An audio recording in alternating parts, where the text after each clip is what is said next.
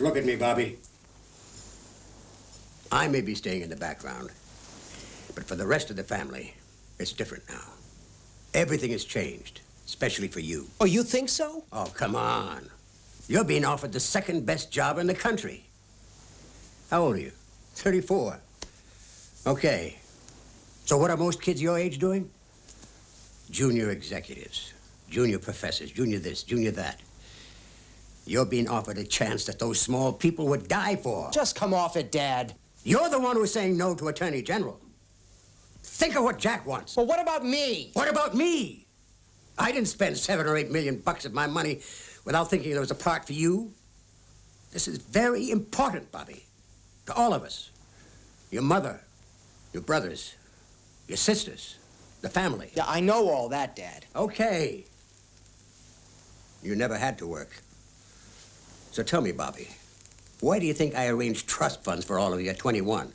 $1 million each. Because I wanted you to be above having to scratch your way up like I did. Isn't that what every father wants? The best for his sons? Look at what Jack's done with his advantages. Could anyone ask more of a son? Show them you're not some sort of dumb rich kid with time on his hands. You know what I'm really thinking? What?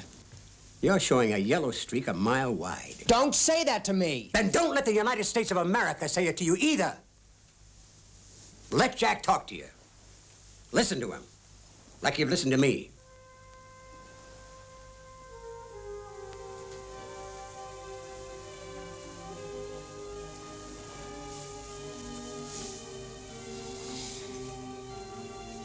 Okay. Because, see, in this family, you're the one most like me, most Irish. You know the value of family, of family loyalty. You can't buy that. It's the gift of God. Go on. Do your duty. Or do I have to insult you some more? I'll make up my own mind, Dad. I'll do what's right. For me and for Jack.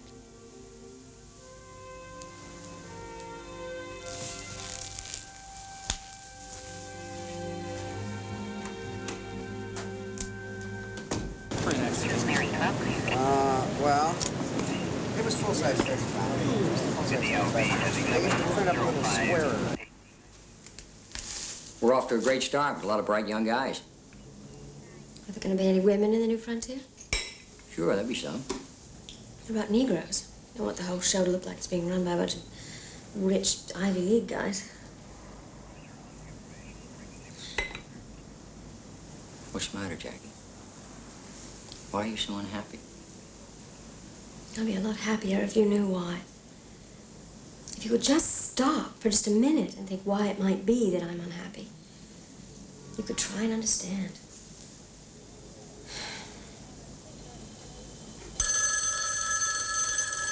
Excuse me. Saved by the bell. Yes? Jack. Bobby. Jack, I'm sorry. What do you mean? It's not gonna work out. I see. Well, I'm sorry, too, but let's not talk about it now. Come by and see me in the morning, will you? Okay.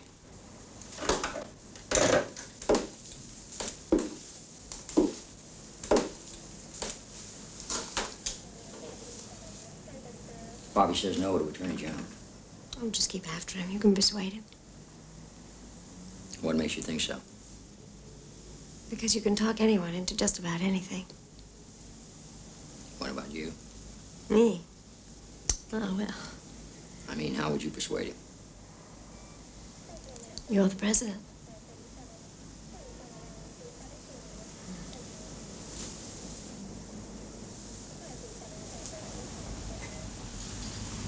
We fought all the way together. I wouldn't have won it without you, and now, when I need you the most, you're backing off. That's not the brother I know. Bob McNamara's coming with us. Why? Because he believes in us. Can't you feel the electricity around here? Jack, you know where I stand.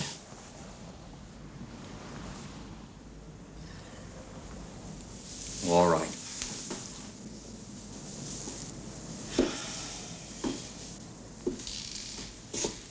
I'm going to be even and direct with you, Bobby.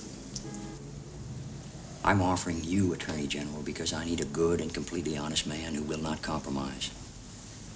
You are the one man in the whole world I totally trust, who believes in me, who loves me enough to tell me when I'm wrong. Jack, I have the wrong kind of experience. I've never even litigated a civil case. That doesn't matter. I don't want an Attorney General bothering with details. I want moral leadership in the Justice Department. I'm too young. I'm 34. They'll walk all over me. Nonsense. Thomas Jefferson was only 33 when he drafted the Declaration of Independence. I thought he was 32.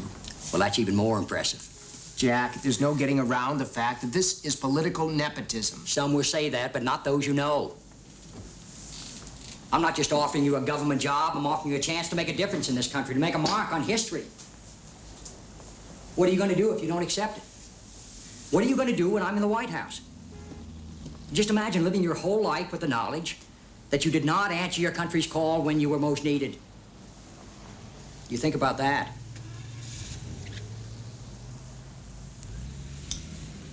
And let us not forget J. Edgar Hoover.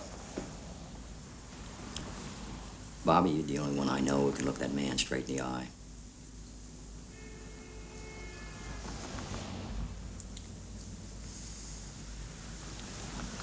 How would we go about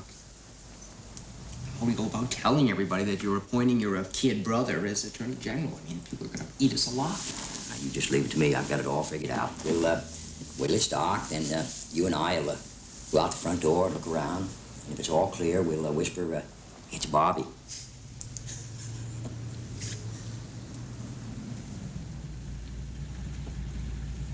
You accept?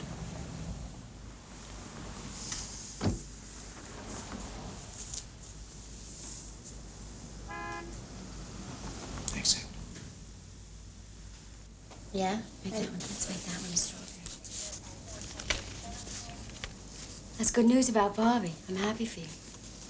Yes, thank you. I'm not so happy with you, Jackie. It's not a good idea for stories like this to appear in the press. Oh, well, it's true. I mean, Mamie hasn't invited me to look over pink. the White House. We do have two pinks. You know, I don't mind them reporting that. Well, I do. I don't want the Eisenhowers offended, and I don't want any coverage of no news stories. He's math. But I didn't write that. I know you did, Yes. but Jackie, listen. You've got to understand that from now on, everything you do and say in public is going to be reported in the papers, just like the Truman incident. What are you talking about? What Truman incident? You know what I'm talking about. You leaning over the banister here to say hello to Harry Truman in your bathrobe. Yes, well, I'm expecting a baby. Have you forgotten that? No. What would you like me to have worn? A crown? Are you still going to Florida? Yeah. Well, probably just as well. No, I wish you wouldn't. I wish you'd stay here with us. I'd love to, but I've got a lot of work to do down there. I'll be back as soon as I can, I promise. If Robert Kennedy was one of the outstanding lawyers of the country, a preeminent legal philosopher, a noted prosecutor, or legal officer at federal or state level, the situation would have been different. But his experience is insufficient to warrant his present appointment. That's not fair. Lies. Some bum named Novak calls Bobby an unqualified disaster. And even the New Republic. No, don't go on. Robert F. Kennedy is unfit for the office. Hogwash. Bobby has vision. We know, and Jack knows. The country doesn't realize how damn fortunate it is to have an honest man in the job. Bobby will take the knocks. I want him to hit back, and hit back hard. Damn hard. Oh.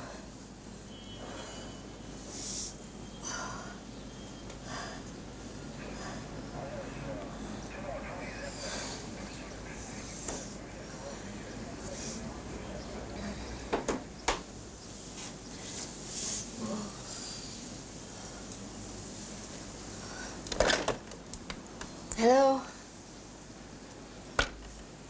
Hello? Could you get me the doctor now? This full-scale emergency medical team suggests Jackie's baby is on the way. Of course, it may be that the child has already arrived.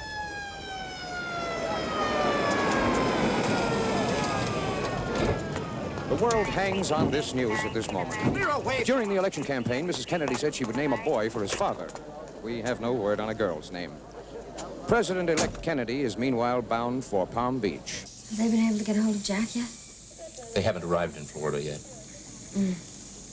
I want him to be here with me. Everything's being done, Mrs. Kennedy. Okay, let's go. Are the TV people still here?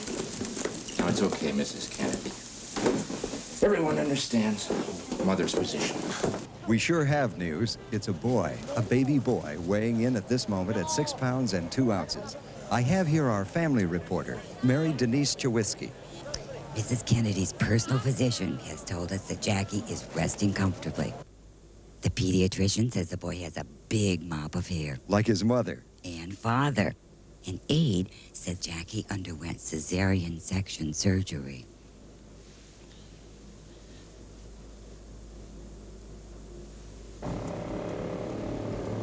Let's go, Don. Move it. Yes, sir.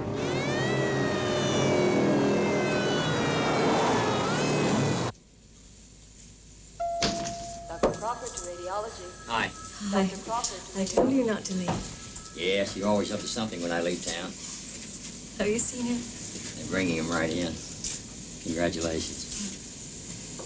You look great. How you feel? All right. Good. There he is.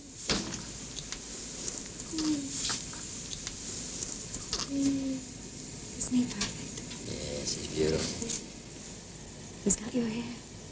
You think? As soon as you're strong enough, we'll all go to Palm Beach together. Yes, I'd like that. Do you want to hold him? Sure. Go on, Dwight. I got There him. you go. Got it. There you go. Hello. What do you got to say for yourself? Looks like a Democrat to me.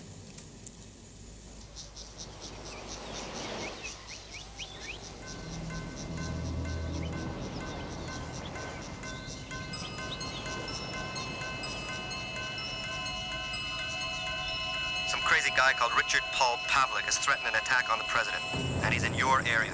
You have to bring him in. He has issued threats. Who says he's issued threats? New Hampshire, but he's in the Palm Beach area. You've got to bring him in. For God's sake.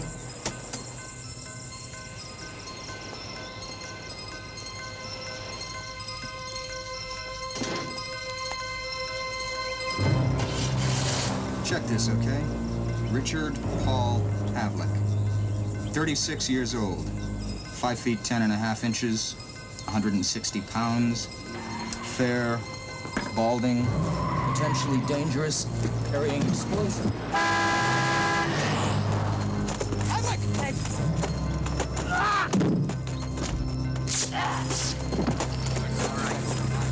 Get back! You stay back! Pavlik? I'm not Pavlik.